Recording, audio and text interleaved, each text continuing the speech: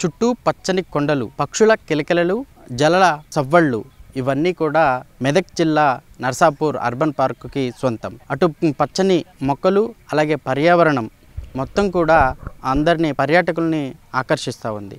ప్రస్తుతం మనం మెదక్ నర్సాపూర్లో ఉన్నటువంటి అర్బన్ పార్క్ దగ్గర ఉన్నాం. ఇక్కడైతే మాత్రం పూర్తిగా కాటేజీలు అందుబాటులోకి రానున్నాయి. మరికొద్ది రోజుల్లోనే దాదాపు వచ్చే నెలలో ఈ కాటేజీలన్నీ కూడా ప్రారంభించే అవకాశం కనపడుతూ ఉంది.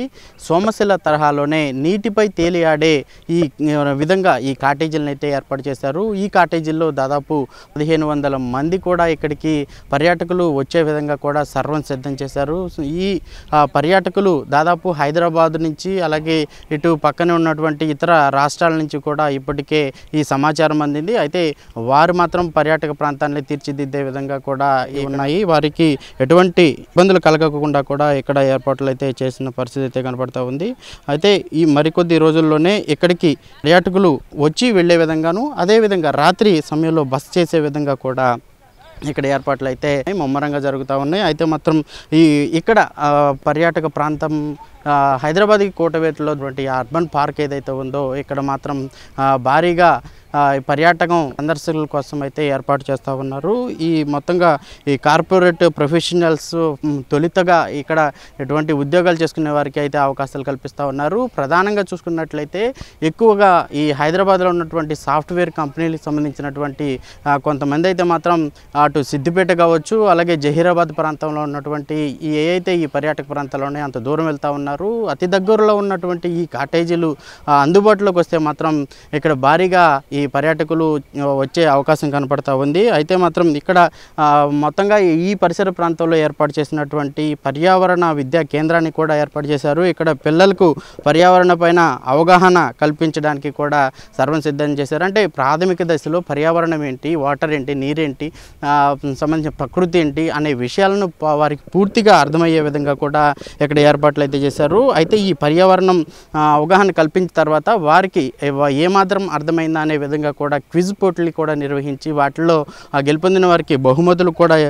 ఇవ్వడానికి కూడా వీళ్ళు సిద్ధమైనట్టు తెలుస్తుంది. అదేవిధంగా ఇక్కడ మ్యూజియం, పర్యావరణానికి సంబంధించినటువంటి మ్యూజియం కూడా ఏర్పాటు చేస్తూ ఉన్నారు. అదేవిధంగా ఈ పరిసర ప్రాంతంలోనే ఔషధ మొక్కలు గార్డెన్ కూడా ఒక పెద్ద గార్డెన్ పెడుతున్నారు. అక్కడ ఔషధ మొక్కలు ఏంటి, ఈ పిల్లలు ఎవరైతే వస్తారో చిన్న విద్యార్థులు వారికి పూర్తిగా పాఠాల్లో కనిపించే మొక్కలు నేరుగా కనిపించడం ద్వారా దృశ్యం ద్వారా ఈ ఎక్కువగా గుర్తుంటాయి. ఆ నేపథ్యంలోనే ఈ మొక్కలన్నింటినీ కూడా ఏర్పాటు చేయడానికి కూడా ఇక్కడ సర్వం సిద్ధం చేస్తూ ఉన్నారు. అదేవిధంగా తెలంగాణ కల్చర్ పైన అవగాహన కల్పించే విధంగా అటు బుర్రకథలు కావచ్చు, యక్షగానాలు కావచ్చు, తెలంగాణ సంస్కృతి ఏ విధంగా ఉన్నది అనేది వారికి పూర్తి స్థాయిలో అర్థమయ్యే విధంగా తెలంగాణ సంస్కృతి ఉట్టిపడే విధంగా కూడా ఇక్కడ ఏర్పాట్లు చేస్తూ ఉన్నారు. ప్రైవేటుకు సంబంధించినటువంటి పాఠశాల విద్యార్థులు అయితే మాత్రం కొంత ఫీజు చెల్లించాల్సి ఉంటుంది. అదే ప్రభుత్వం సంబంధించినటువంటి పాఠశాలలో విద్యార్థులు ఎటువంటి ఫీజు లేకుండా ఉచితంగానే ఇక్కడ ఈ సందర్శనకు అవకాశం కల్పించడానికి అయితే యాజమాన్యం అయితే నిర్ణయం తీసుకుంది. అదేవిధంగా ఈ ప్రకృతి ప్రయాణం పేరుతో అర్బన్ పార్కుకు పాఠశాల నుంచి నేరుగా బస్సుల ద్వారా ఇక్కడికి తీసుకొచ్చేందుకు కూడా ఏర్పాటు చేస్తూ ఉన్నారు. అర్బన్ పార్కులో మరో అర్బన్ పార్క్ ఇటు నుంచి కొంచెం దూరంలోనే ఉంది. అక్కడ మేడబండ అనే ప్రాంతాన్ని పక్షులు అక్కడ ఎక్కువగా వస్తుంటాయి. అటు వేరే ప్రాంతాల నుంచి వలస పక్షులు కూడా వచ్చి అందడి చేస్తూ ఉంటాయి. వాటిని చూడడానికి కూడా సందర్శనార్థం మేడబండ వద్ద ఈ పక్షుల సందర్శన కేంద్రాన్ని కూడా ఏర్పాటు చేశారు. ఈ కాటేజీల నుంచి బస్సులను ప్రత్యేకంగా ఏర్పాటు చేసి అటు మెదక్ జిల్లాలో ఉన్నటువంటి ప్రముఖ ప్రసిద్ధ ఆలయం ఏడుపాయలు కావచ్చు, మెదక్ కిల్లా కావచ్చు, అలాగే మెదక్ చర్చి కావచ్చు, మొత్తంగా ఈ పరిసర ప్రాంతం నుంచి అక్కడి వరకు కూడా బస్సులు ఇక్కడ నేరుగా ఈ కాటేజీల నుంచి అక్కడ సందర్శనం చేసుకుని అక్కడి నుంచి కూడా ఇక్కడికి తీసుకొచ్చే విధంగా కూడా బస్సులు అయితే ఏర్పాటు చేశారు. మొత్తం అభయారణ్యం, పోచారం అభయారణ్యం వంటి ప్రాంతాలను కూడా సందర్శించే అవకాశానికి కల్పిస్తూ ఉన్నారు. అటవీ శాఖ తలమానికగా దీనినైతే తీర్చిదిద్దేందుకు ప్రయత్నిస్తున్నట్టు కనపడుతుంది. అర్బన్ పార్కులో మొత్తం 40 కాటేజీలను ఏర్పాటు చేశారు.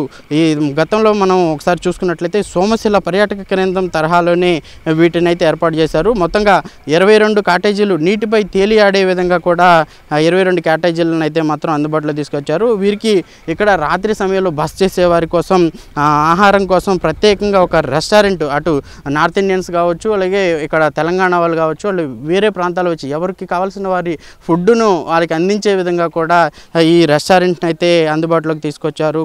కాటేజీని పక్కనే వెల్నెస్ సెంటర్ని కూడా ఏర్పాటు చేయడానికి సర్వం సిద్ధం చేశారు. పిల్లలు ఆట విడుపు కోసం ప్రత్యేకంగా ఆట స్థలాలను కావచ్చు, ఆట బొమ్మలు కావచ్చు ఇక్కడ ఏర్పాటు చేశారు. అంటే ఒక ఫ్యామిలీ వచ్చి ఇక్కడ పర్యాటకాన్ని సందర్శనతో పాటు ఆట విడుపుగా అన్ని ఏర్పాట్లు అయితే చేశారు. మొత్తంగా ఈ అర్బన్ పార్కులో 7 కిలోమీటర్ల ద్వారా సైకిల్ ట్రాక్ని కూడా అందుబాటులోకి తీసుకొచ్చారు.